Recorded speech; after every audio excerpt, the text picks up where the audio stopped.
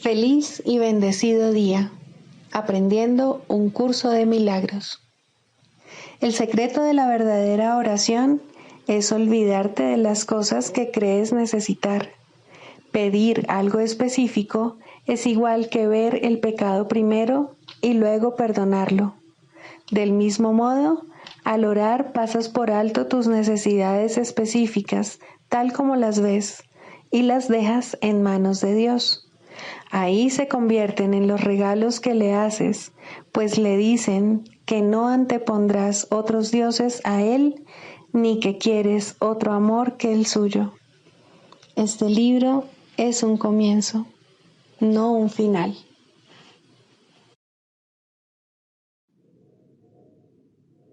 Del prefacio que postula, párrafo 8. Las relaciones especiales que se establecen en el mundo son destructivas, egoístas e infantilmente egocéntricas. Mas, si se le entregan al Espíritu Santo, pueden convertirse en lo más sagrado de la tierra, en los milagros que señalan el camino de retorno al cielo. El mundo utiliza las relaciones especiales como el último recurso en favor de la exclusión y como una prueba de la realidad de la separación. El Espíritu Santo las transforma en perfectas lecciones de perdón y las utiliza como un medio para despertarnos del sueño. Cada una representa una oportunidad de sanar nuestras percepciones y de corregir nuestros errores. Cada una es una nueva oportunidad de perdonarnos a nosotros mismos, perdonando a otros. Y cada una viene a ser una invitación más al Espíritu Santo y al recuerdo de Dios. Introducción. Este es un curso de milagros, es un curso obligatorio. Solo el momento en que decides tomarlo es voluntario. Tener libre albedrío no quiere decir que tú mismo puedas establecer el plan de estudios. Significa únicamente que puedes elegir lo que quieres aprender en cualquier momento dado. Este curso no pretende enseñar el significado del amor, pues eso está más allá de lo que se puede enseñar. Pretende, no obstante, despejar los obstáculos que impiden experimentar la presencia del amor, el cual es tu herencia natural. Lo opuesto al amor es el miedo, pero aquello que todo lo abarca no puede tener opuestos. Este curso puede, por lo tanto, resumirse muy simplemente de la siguiente manera. Nada real puede ser amenazado. Nada irreal existe. En esto radica la paz de Dios.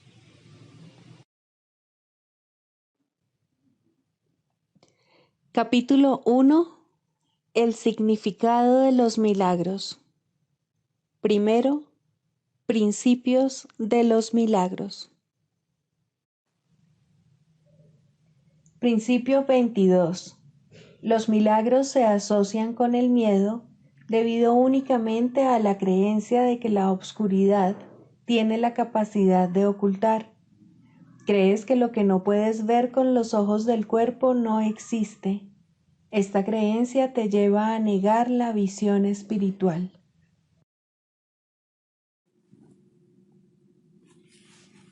Capítulo 27, sección 2. El temor a sanar. ¿Es atemorizante sanar? Sí, para muchos lo es, pues la acusación es un obstáculo para el amor y los cuerpos enfermos son ciertamente acusadores. Obstruyen completamente el camino de la confianza y de la paz, proclamando que los débiles no pueden tener confianza y que los lesionados no tienen motivos para gozar de paz. ¿Quién que haya sido herido por su hermano podría amarlo aún y confiar en él? Pues su hermano lo atacó y lo volverá a hacer. no lo protejas, ya que tu cuerpo lesionado demuestra que es a ti a quien se debe proteger de él. Tal vez perdonarlo sea un acto de caridad, pero no es algo que él se merezca. Se le puede compadecer por su culpabilidad, pero no puede ser eximido. Y si le perdonas sus transgresiones, no haces sino añadir otro fardo más a la culpabilidad que realmente ya ha acumulado. Los que no han sanado no pueden perdonar, pues son los testigos de que el perdón es injusto. Prefieren conservar las consecuencias de la culpabilidad que no reconocen.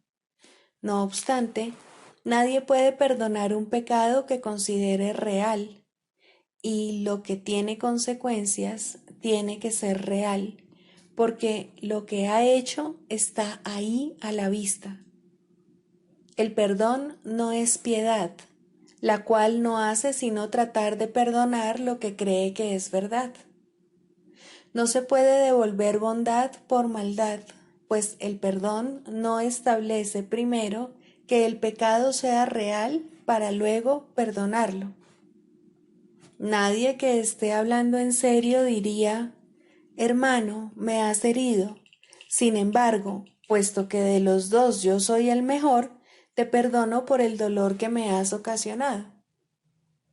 Perdonarle y seguir sintiendo dolor es imposible, pues ambas cosas no pueden coexistir. Una niega a la otra y hace que sea falsa. Ser testigo del pecado y, al mismo tiempo, perdonarlo es una paradoja que la razón no puede concebir, pues afirma que lo que se te ha hecho no merece perdón, y si lo concedes, eres clemente con tu hermano, pero conservas la prueba de que él no es realmente inocente. Los enfermos siguen siendo acusadores, no pueden perdonar a sus hermanos ni perdonarse a sí mismos. Nadie sobre quien el verdadero perdón descanse puede sufrir, pues ya no exhibe la prueba del pecado ante los ojos de su hermano. Por lo tanto, debe haberlo pasado por alto y haberlo eliminado de su propia vista. El perdón no puede ser para uno y no para el otro. El que perdona se cura. Y en su curación radica la prueba de que ha perdonado verdaderamente y de que no guarda traza alguna de condenación que todavía pudiese utilizar contra sí mismo o contra cualquier cosa viviente. El perdón no es real a menos que os brinde curación a tu hermano y a ti. Debes dar testimonio de que sus pecados no tienen efecto alguno sobre ti y demostrar así que no son reales. ¿De qué otra manera podría ser él inocente? ¿Y cómo podría estar justificada su inocencia a menos que sus pecados careciesen de los efectos que confirmarían su culpabilidad? Los pecados están más allá del perdón, simplemente porque entrañarían efectos que no podrían cancelarse ni pasarse por alto completamente. En el hecho de que puedan cancelarse radica la prueba de que son simplemente errores. Permite ser curado para que de este modo puedas perdonar y ofrecer salvación a tu hermano y a ti. Un cuerpo enfermo demuestra que la mente no ha sanado. Un milagro de curación prueba que la separación no tiene efectos. Creerás en aquello que le quieras probar a tu hermano. El poder de tu testimonio procede de tus creencias, y todo lo que dices, haces o piensas, no haces sino dar testimonio de lo que le enseñas a él. Tu cuerpo puede ser el medio para demostrar que nunca has sufrido por causa de él, y al sanar puede ofrecerle un mudo testimonio de su inocencia. Este testimonio es el que puede hablar con más elocuencia que 1000 lenguas juntas, pues le prueba que ha sido perdonado. Un milagro no le puede ofrecer menos a él de lo que te ha dado a ti. De esta manera, tu curación demuestra que tu mente ha sanado y que ha perdonado lo que tu hermano no hizo. Y así, él se convence de que jamás perdió su inocencia y sana junto contigo. El milagro deshace de este modo todas las cosas que, según el mundo, jamás podrían deshacerse. Y la desesperanza y la muerte no pueden sino desaparecer ante el ancestral clarín que llama a la vida. Esta llamada es mucho más poderosa que las débiles y miserables súplicas de la muerte y la culpabilidad. La ancestral llamada que el Padre le hace a su Hijo y el Hijo a los suyos será la última trompeta que el mundo jamás oirá. Hermano, la muerte no existe, y aprenderás esto cuando tu único deseo sea mostrarle a tu hermano que él jamás te hirió. Él cree que tiene las manos manchadas de tu sangre y, por lo tanto, que está condenado, mas se te ha concedido poder mostrarle, mediante tu curación, que su culpabilidad no es sino la trama de un sueño absurdo. Cuán justos son los milagros, pues os otorgan a ti y a tu hermano el mismo regalo de absoluta liberación de la culpabilidad. Tu curación os evita dolor a ti y a él, y sanas porque le deseaste el bien. Esta es la ley que el milagro obedece. La curación no ve diferencias en absoluto. No procede de la compasión, sino del amor. El amor quiere probar que todo sufrimiento no es sino una vana imaginación, un absurdo deseo sin consecuencia alguna. Tu salud es uno de los resultados de tu deseo de no ver a tu hermano con las manos manchadas de sangre, ni de ver culpabilidad en su corazón apesadumbrado por la prueba del pecado. Y lo que deseas se te concede para que lo puedas ver. El costo de tu serenidad es la suya. Este es el precio que el Espíritu Santo y el mundo interpretan de manera diferente. El mundo lo percibe como una afirmación del hecho de que con tu salvación se sacrifica la suya. El Espíritu Santo sabe que tu curación da testimonio de la suya y de que no puede hallarse apartada de ella en absoluto. Mientras tu hermano consienta sufrir, tú no podrás sanar, mas tú le puedes mostrar que su sufrimiento no tiene ningún propósito ni causa alguna.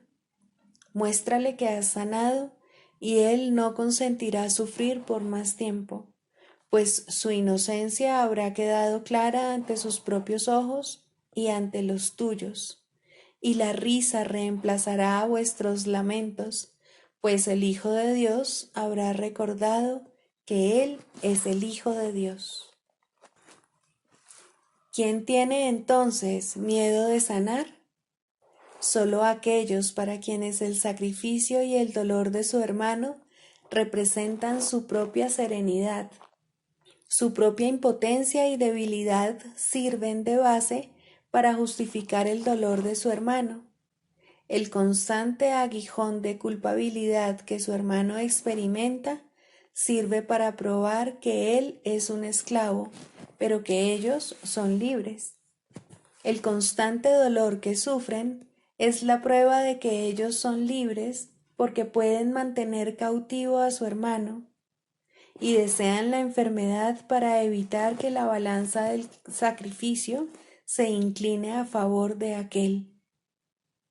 ¿Cómo se podría persuadir al Espíritu Santo para que se detuviese por un instante, o incluso menos, a razonar con semejantes argumentos en favor de la enfermedad? ¿Y es acaso menester demorar tu curación porque te detengas a escuchar a la demencia? Tu función no es corregir. La función de corregir le corresponde a uno que conoce la justicia, no la culpabilidad. Si asumes el papel de corrector, ya no puedes llevar a cabo la función de perdonar. Nadie puede perdonar hasta que aprende que corregir es tan solo perdonar, nunca acusar. Por tu cuenta, no podrás percatarte de que son lo mismo y de que, por lo tanto, no es a ti a quien corresponde corregir. Identidad y función son una misma cosa, y mediante tu función te conoces a ti mismo.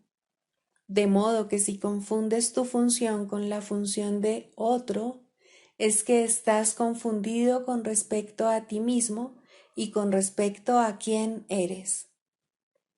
¿Qué es la separación sino un deseo de arrebatarle a Dios su función y negar que sea suya? Mas si no es su función, tampoco es la tuya, pues no puedes por menos que perder aquello de lo que te apoderas. En una mente escindida, la identidad no puede sino dar la impresión de que está dividida. Nadie puede percibir que una función está unificada si ésta tiene propósitos conflictivos y objetivos diferentes. Para una mente tan dividida como la tuya, corregir no es sino una manera de castigar a otro por los pecados que tú crees son tus propios pecados. Y de este modo, el otro se convierte en tu víctima, no en tu hermano, diferente de ti por el hecho de ser más culpable y tener, por lo tanto, la necesidad de que lo corrijas al ser tú más inocente que él. Esto separa su función de la tuya y os da a ambos un papel diferente.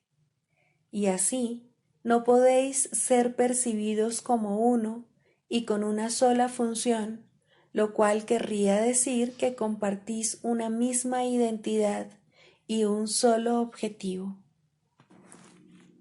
La corrección que tú quisieras llevar a cabo no puede sino causar separación, ya que esa es la función que tú le otorgaste. Cuando percibas que la corrección es lo mismo que el perdón, sabrás también que la mente del Espíritu Santo y la tuya son una, y de esta manera habrás hallado tu propia identidad. No obstante, Él tiene que operar con lo que se le da, y tú solo le permites ocupar la mitad de tu mente. Y así, Él representa la otra mitad, y parece tener un propósito diferente de aquel que tú abrigas y crees que es el tuyo. De este modo, tu función parece estar dividida con una de sus mitades en oposición a la otra. Esas dos mitades parecen representar la separación de un ser que se percibe dividido en dos. Observa cómo esta percepción de ti mismo no puede sino extenderse, y no pases por alto el hecho de que todo pensamiento se extiende, porque ese es su propósito debido a lo que realmente es. De la idea de que el ser se compone de dos partes, surge necesariamente el punto de vista de que su función está dividida entre las dos. Pero lo que quieres corregir es solamente la mitad del error, que tú crees que es todo el error. Los pecados de tu hermano se convierten, de este modo, en el blanco central de la corrección. No vaya a ser que tus errores y los suyos se vean como el mismo error. Los tuyos son equivocaciones, pero los suyos son pecados y, por ende, no son como los tuyos. Los suyos merecen castigo, mientras que los tuyos, si vamos a ser justos, deberían pasarse por alto. De acuerdo con esta interpretación de lo que significa corregir, no podrás ver tus propios errores, pues habrás trasladado el blanco de la corrección fuera de ti mismo sobre uno que no puede ser parte de ti mientras esa percepción perdure. Aquel al que se condena jamás puede volver a formar parte del que lo acusa. Quien lo odiaba y todavía lo sigue odiando por ser un símbolo de su propio miedo. He aquí a tu hermano, el blanco de tu odio, quien no es digno de formar parte de ti y es, por lo tanto, algo externo a ti, la otra mitad, la que se repudia. Y sólo lo que se deja privado de su presencia se percibe como todo lo que tú eres. El Espíritu Santo tiene que representar esta otra mitad hasta que tú reconozcas que es la otra mitad. Y Él hace esto asignándoos a ti y a tu hermano la misma función y no una diferente. Corregir es la función que se os ha dado a ambos, pero no a ninguno de vosotros por separado. Y cuando la lleváis a cabo, reconociendo que es una función que compartís, no puede sino corregir los errores de ambos. No puede dejar errores sin corregir en uno y liberar al otro. Eso sería un propósito dividido que, por lo tanto, no se podría compartir. Y así, no puede ser el objetivo en el que el Espíritu Santo ve el suyo propio. Y puedes estar seguro de que Él no llevará a cabo una función que no vea y reconozca como propia, pues sólo así puede Él mantener la vuestra intacta, a pesar de vuestros diferentes puntos de vista con respecto a lo que es vuestra función. Si Él apoyase una función dividida, estaríais ciertamente perdidos. La incapacidad del Espíritu Santo de ver su objetivo dividido y como algo distinto para cada uno de vosotros, te impide ser consciente de una función que no es la tuya. De esta manera, la curación se os concede a los dos. La corrección debe dejarse en manos de uno que sabe que la corrección y el perdón son lo mismo. Cuando solo se dispone de la mitad de la mente, esto es incomprensible. Deja, pues, la corrección en manos de la mente que está unida y que opera como una sola porque su propósito es indiviso y únicamente puede concebir como suya una sola función. He aquí la función que se le dio, concebida para que fuese la suya propia y no algo aparte de aquello que su dador todavía conserva, precisamente porque es una función que se ha compartido. En el hecho de que Él acepte esta función, residen los medios a través de los cuales tu mente se unifica. Este único propósito unifica las dos mitades de ti que tú percibes como separadas, y cada uno perdona al otro, a fin de poder aceptar su otra mitad como parte de sí mismo.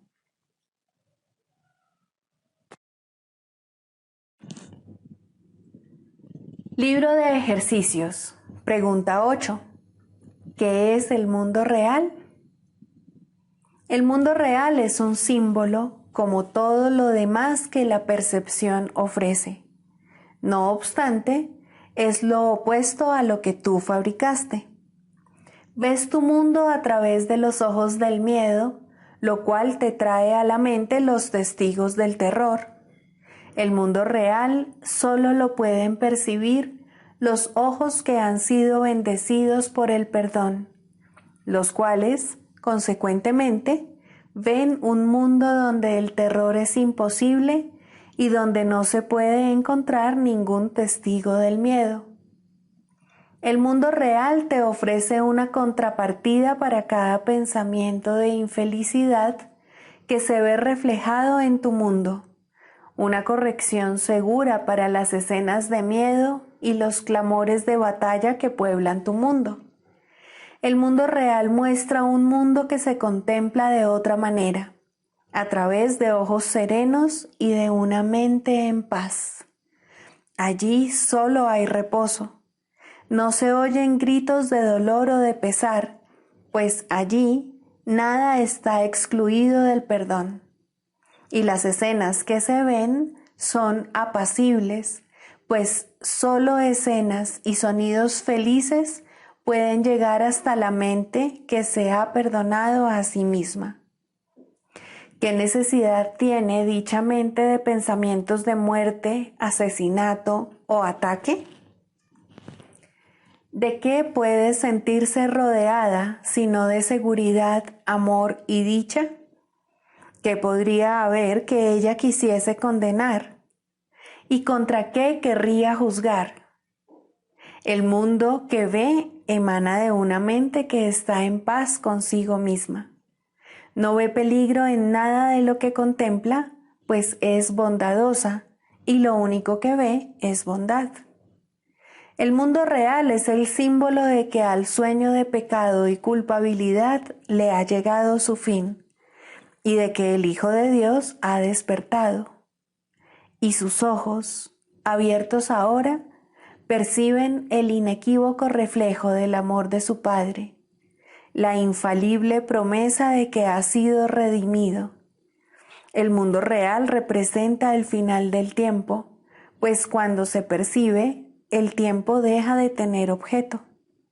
El Espíritu Santo no tiene necesidad del tiempo una vez que éste ha servido el propósito que Él le había asignado. Ahora espera un solo instante más para que Dios dé el paso final y el tiempo desaparezca, llevándose consigo la percepción y dejando solamente a la verdad para que sea tal como es.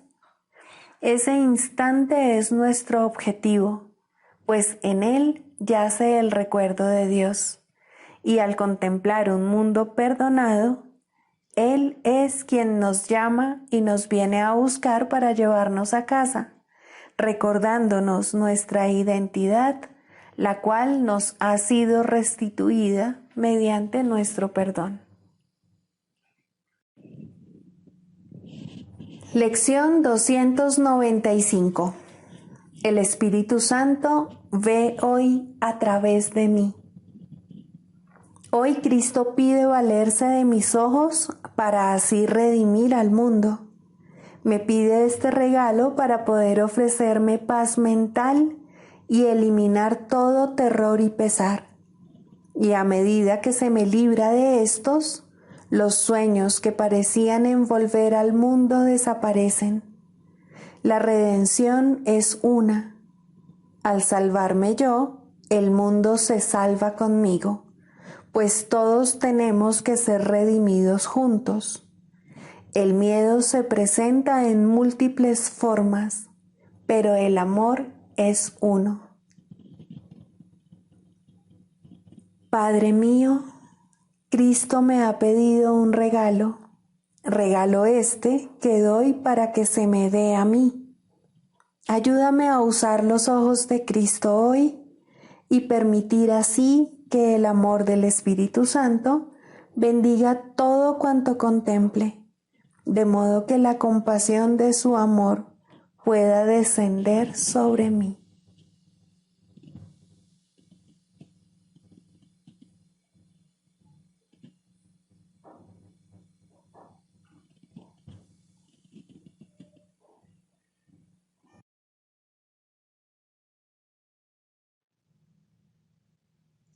Del Manual para el Maestro, pregunta 4.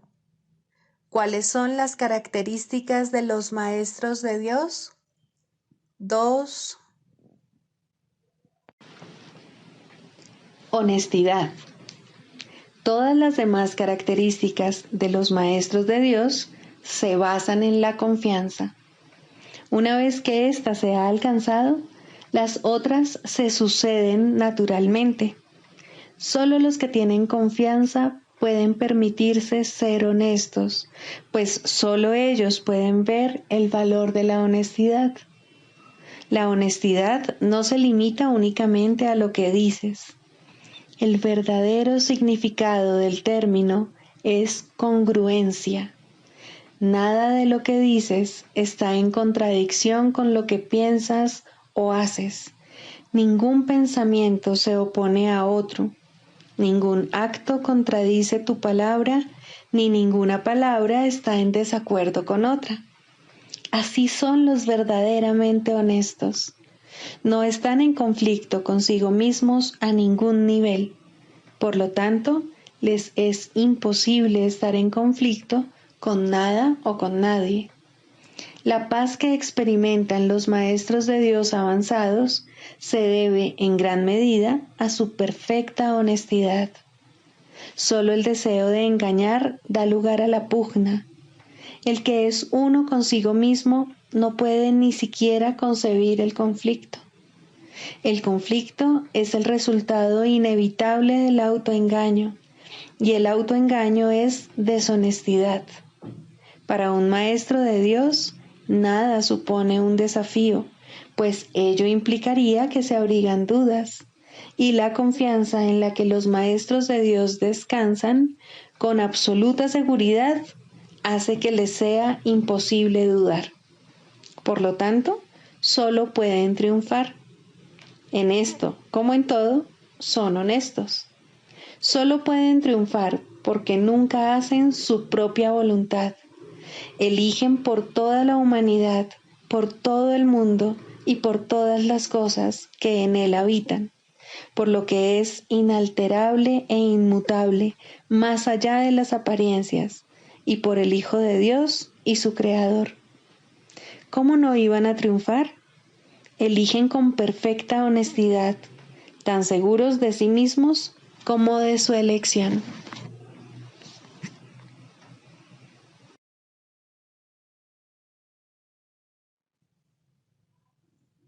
Manual para el maestro, pregunta 22.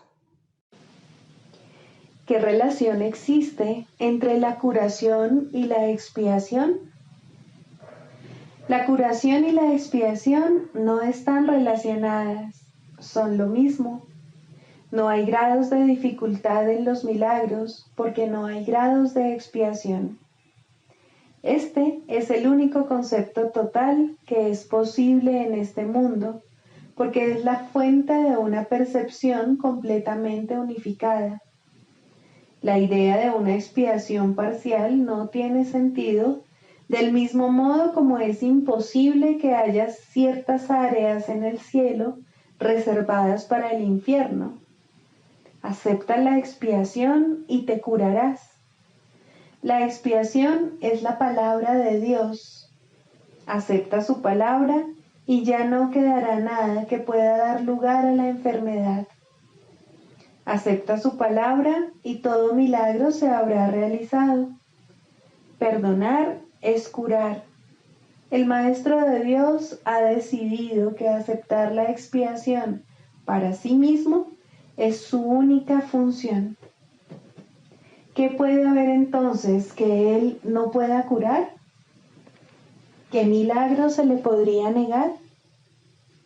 El progreso del Maestro de Dios puede ser lento o rápido, dependiendo de si reconoce la naturaleza inclusiva de la expiación o de si, por algún tiempo, excluye de ella ciertas áreas problemáticas.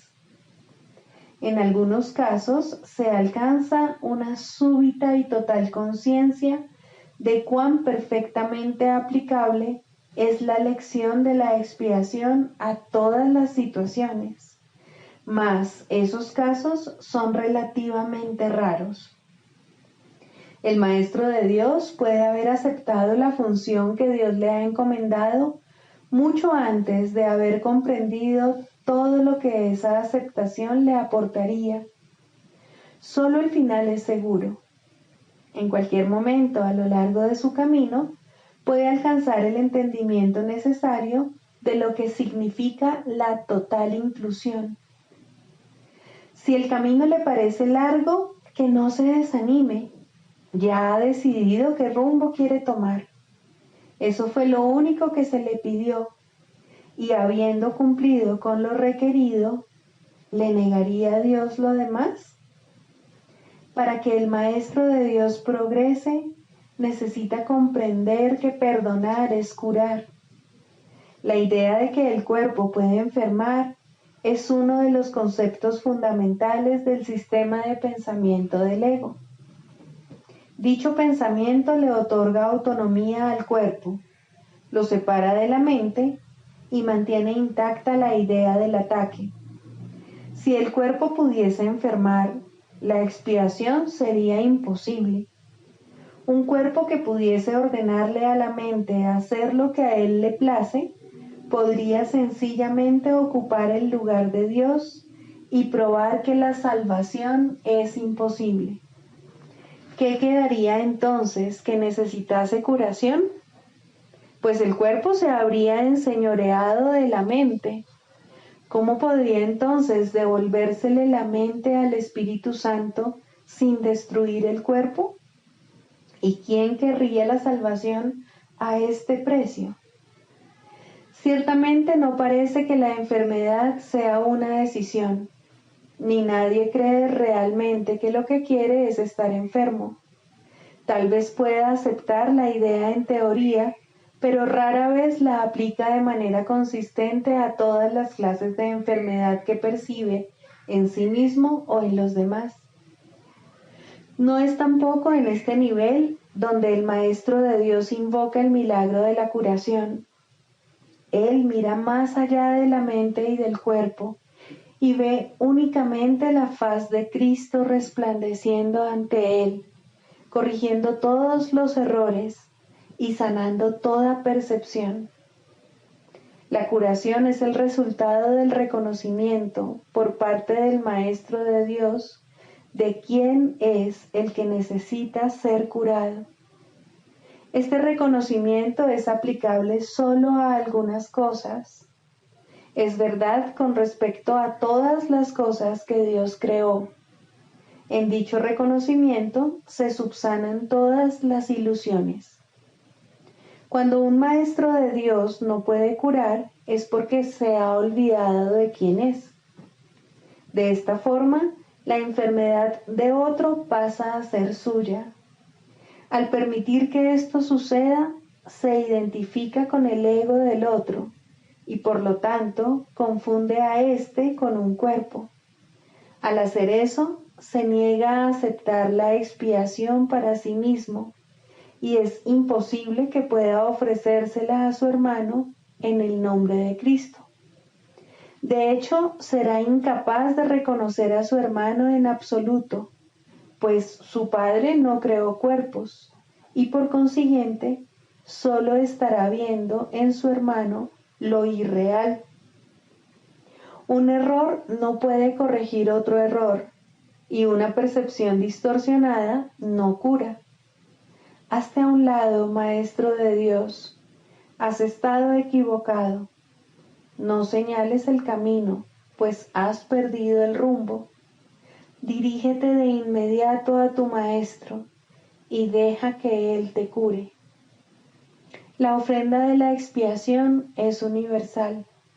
Es aplicable por igual a todo el mundo y en cualquier circunstancia. En ella reside el poder de curar a cualquier persona de cualquier clase de enfermedad. No creer esto es ser injusto con Dios y por ende serle infiel. El que está enfermo se percibe a sí mismo como separado de Dios. ¿Quieres verle tú, además, separado de ti? Tu tarea es sanar la sensación de separación que le hizo enfermar. Tu función es reconocer por él que lo que cree acerca de sí mismo no es verdad. Tu perdón debe mostrarle eso.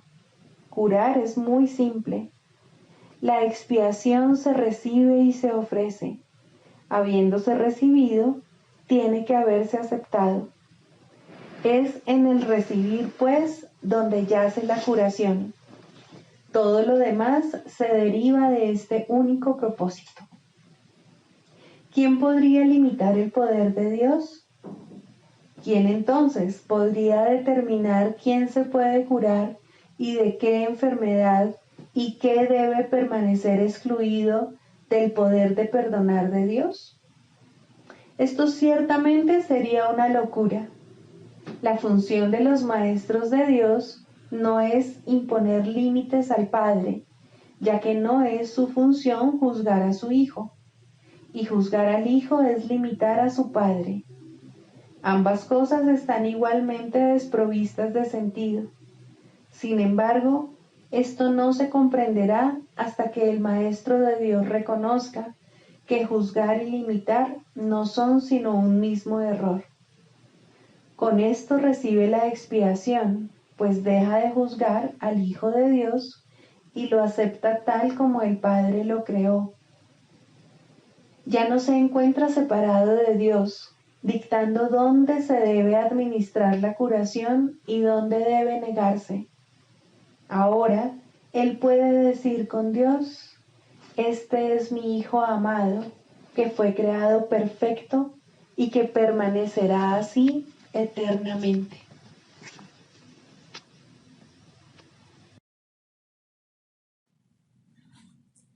Manual para el maestro. Clarificación de términos. 6. El Espíritu Santo. Jesús es la manifestación del Espíritu Santo, a quien Él invocó para que descendiese sobre la tierra después de su ascensión al cielo, es decir, después de haberse identificado completamente con el Cristo, el Hijo de Dios tal como Él lo creó. Al ser el Espíritu Santo una creación del único Creador, y al crear junto con Él y a su semejanza o espíritu, es eterno y nunca ha cambiado. Fue invocado para que descendiese sobre la tierra, en el sentido de que entonces se hizo posible aceptarle y escuchar su voz. Su voz es la voz de Dios y, por lo tanto, ha adquirido forma. Dicha forma no es su realidad, la cual solo Dios conoce junto con Cristo, su verdadero Hijo, quien es parte de Él. Al Espíritu Santo se le describe a lo largo del curso como aquel que nos ofrece la respuesta a la separación y nos trae el plan de la expiación, al asignarnos el papel especial que nos corresponde desempeñar en dicho plan y mostrarnos exactamente en qué consiste. Él ha designado a Jesús como el líder para llevar a cabo su plan, ya que Jesús fue el primero en desempeñar perfectamente su papel. Se le ha dado pleno poder en el cielo y en la tierra, y lo compartirá contigo cuando tú hayas desempeñado el tuyo. El principio de la expiación le fue dado al Espíritu Santo mucho antes de que Jesús lo pusiese en marcha. Al Espíritu Santo se le describe como el último vínculo de comunicación que queda entre Dios y sus hijos separados. A fin de llevar a cabo esta función especial, Él ha asumido una doble función. Goza de conocimiento porque es parte de Dios, percibe porque fue enviado para salvar a la humanidad. Él es el gran principio corrector, el portador de la verdadera percepción, el poder intrínseco de la visión de Cristo. Él es la luz en la que se percibe el mundo perdonado, en el que solamente puede verse la faz de Cristo. Él nunca se olvida del Creador ni de su creación. Él nunca se olvida del Hijo de Dios. Él nunca se olvida de ti. Te brinda el amor de tu Padre en un eterno resplandor que nunca será extinguido, porque Dios mismo lo depositó ahí. El Espíritu Santo mora en la parte de tu mente, que es parte de la mente de Cristo. Él representa a tu ser y a tu Creador, quienes son uno. Habla por Dios y también por ti, ya que está unido a ambos. Por consiguiente, Él es la prueba de que ambos son uno solo.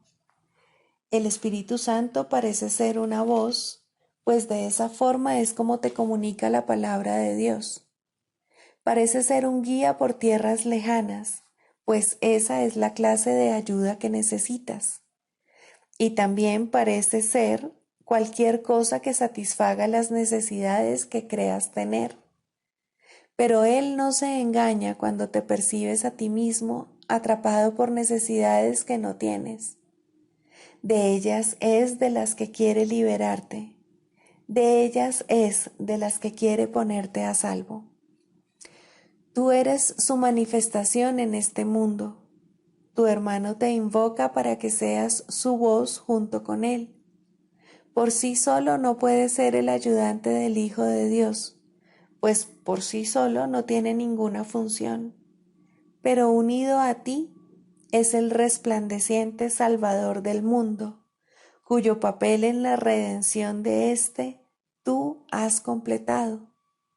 Él te da las gracias a ti y a tu hermano, pues te elevaste con él cuando él empezó a salvar al mundo, y estarás con él cuando el tiempo haya cesado y ya no quede ni rastro de los sueños de rencor en los que bailabas al compás de la exangüe música de la muerte, pues en su lugar se oirá el himno a Dios por unos momentos más, y luego ya no se oirá más la voz, ya que no volverá a adoptar ninguna forma, sino que retornará a la eterna amorfía de Dios.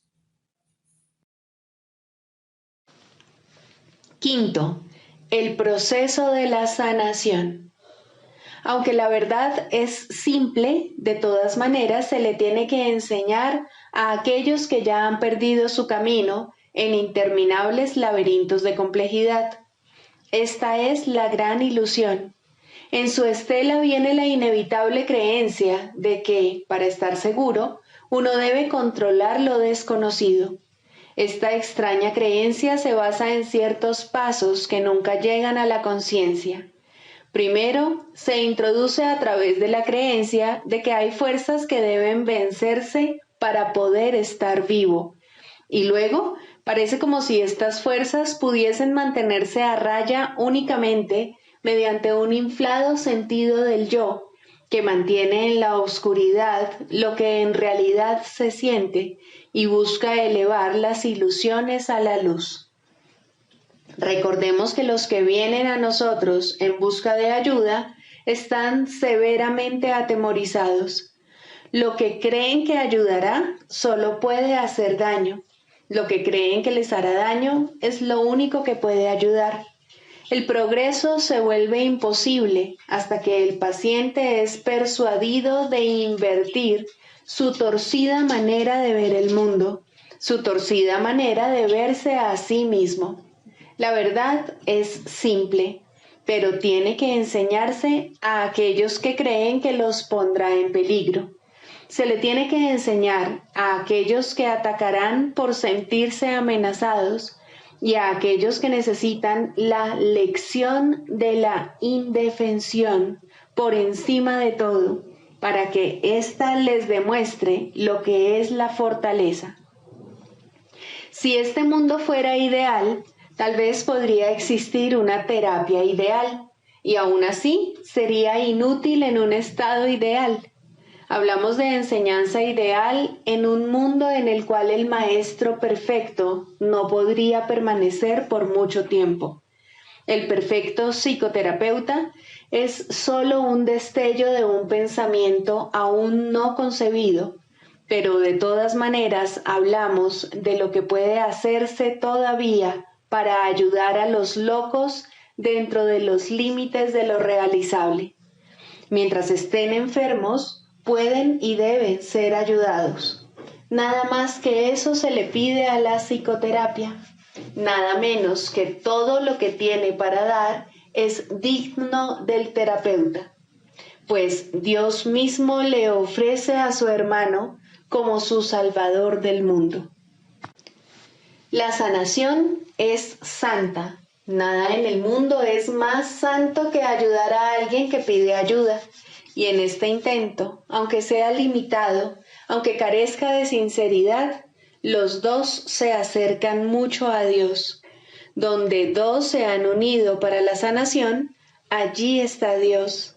Y Él ha garantizado que en verdad los escuchará y les responderá.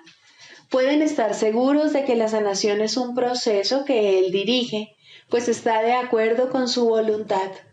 Tenemos su palabra para guiarnos mientras tratamos de ayudar a nuestros hermanos. No olvidemos que por nosotros solos somos impotentes y apoyémonos en una fuerza que está más allá de nuestro limitado alcance con respecto a qué enseñar y a cómo debemos aprenderlo.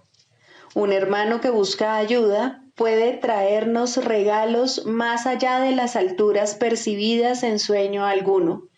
Nos ofrece la salvación, pues viene a nosotros como Cristo y Salvador. Lo que Él pide lo está pidiendo a Dios a través de Él, y lo que hacemos por Él se convierte en el regalo que le damos a Dios. El sagrado pedido de ayuda del Hijo de Dios en su percibido infortunio, su Padre no puede sino contestarlo, pero Él necesita una voz a través de la cual hablar su sagrada palabra, una mano con la cual pueda alcanzar a su Hijo y tocar su corazón. En un proceso como ese, ¿quién podría no sanarse? Esta interacción sagrada es el plan de Dios mismo, por medio del cual su Hijo es salvado. Pues dos se han unido, y ahora las promesas de Dios son cumplidas por Él. Los límites impuestos tanto por el paciente como por el terapeuta no contarán para nada, pues la sanación ha comenzado. Lo que ellos tienen que comenzar, su Padre lo completará, pues Él jamás ha pedido otra cosa que la más pequeña buena voluntad, el menor avance, el más diminuto susurro de su nombre. Pedir ayuda en la forma que sea no es otra cosa que llamarlo, y Él enviará su respuesta a través del terapeuta que mejor pueda servir a su hijo en todas sus actuales necesidades. Tal vez la respuesta no parezca ser un regalo del cielo, puede incluso parecer un empeoramiento y no una ayuda. Aún así, que no seamos nosotros quienes juzguemos el resultado. En alguna parte, todos los regalos de Dios tienen que ser recibidos. En el tiempo, ningún esfuerzo puede hacerse en vano. No es nuestra perfección lo que se pide en nuestros intentos de sanar. Ya estamos engañados si creemos que hay necesidad de sanación. Y la verdad nos llegará solo a través de alguien que parece compartir nuestro sueño de enfermedad. Ayudémoslo a perdonarse por todas las ofensas por las cuales se condenaría sin causa. Su sanación es la nuestra, y según vemos que su impecabilidad llega brillando a través del velo de la culpa que cubre al Hijo de Dios, contemplaremos en él el rostro de Cristo y comprenderemos que no es sino el nuestro. Permanezcamos en silencio ante la voluntad de Dios y hagamos lo que ésta ha elegido que hagamos. Hay solo una manera mediante la cual llegamos a donde se iniciaron todos los sueños, y es allí donde los depositaremos para marcharnos en paz para siempre. Escucha a un hermano pedir ayuda y respóndele. Será a Dios a quien respondas, pues lo llamaste. No hay otra manera de escuchar su voz. No hay otra manera de buscar a su Hijo. No hay otra manera de encontrar tu propio ser. Santa es la sanación, pues el Hijo de Dios regresa al cielo a través de su benévolo abrazo, pues la sanación le dice, en la voz que habla por Dios, que todos sus pecados le han sido perdonados.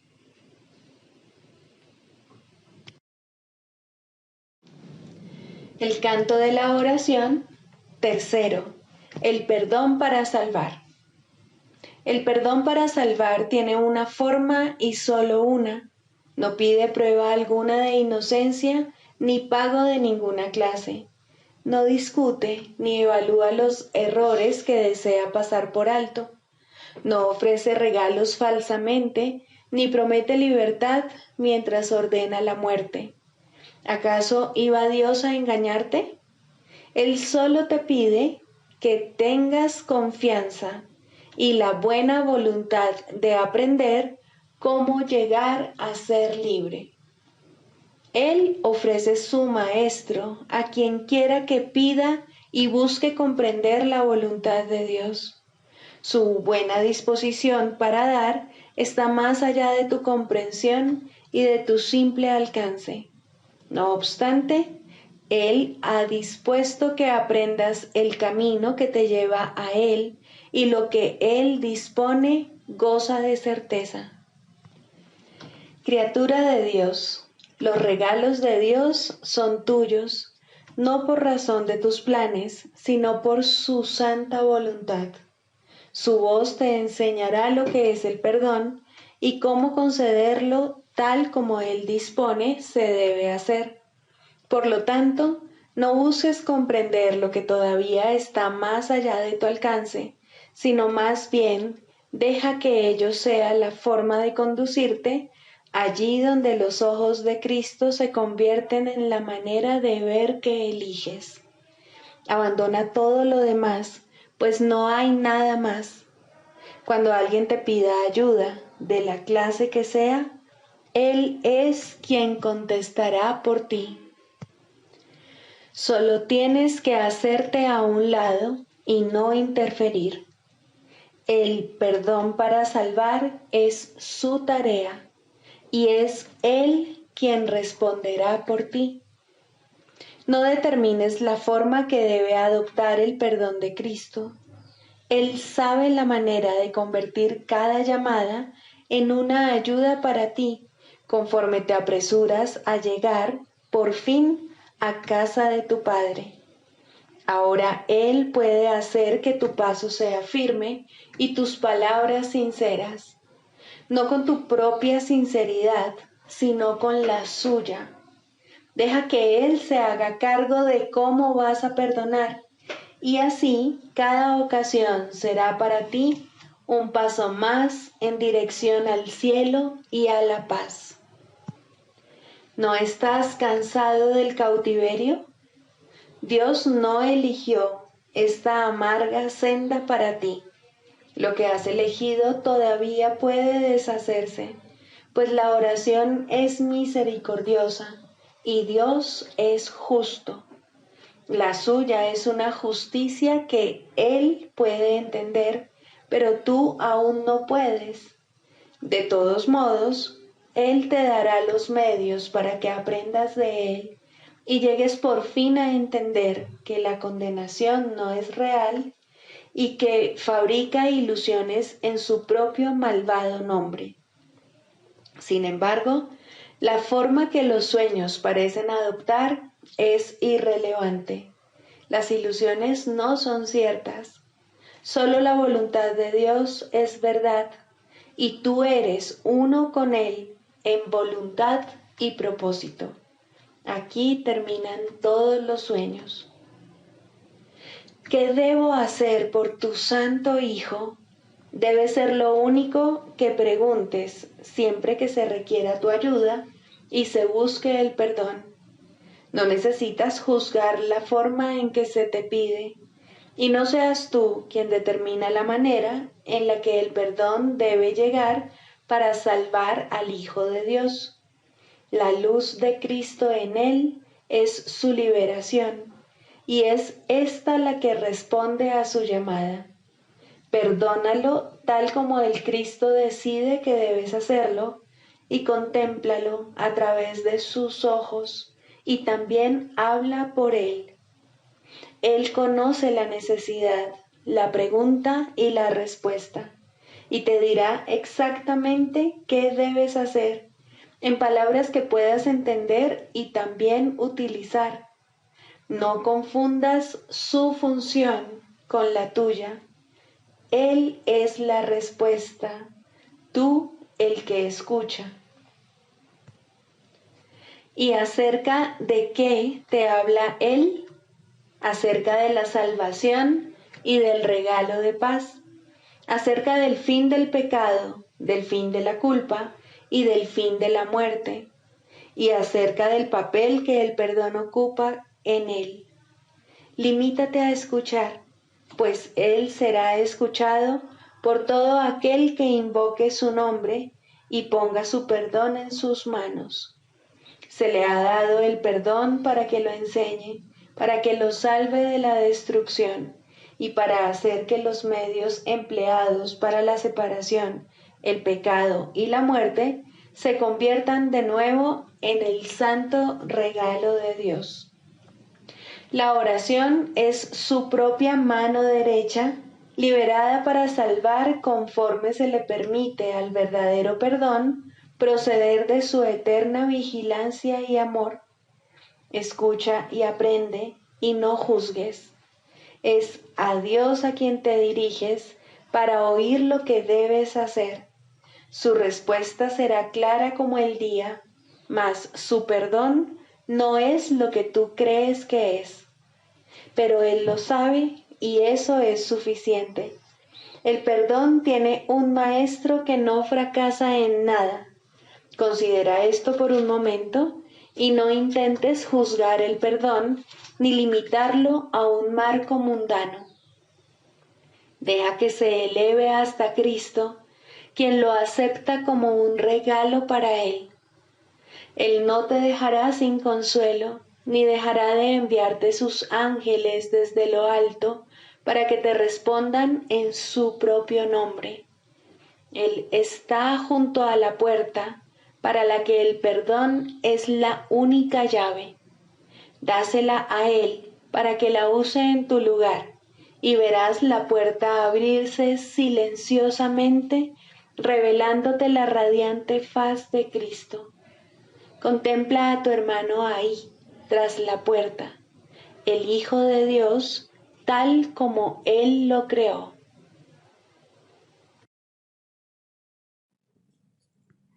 Sigamos a Jesús haciendo del perdón algo tan natural como respirar y algo tan vital como el aire.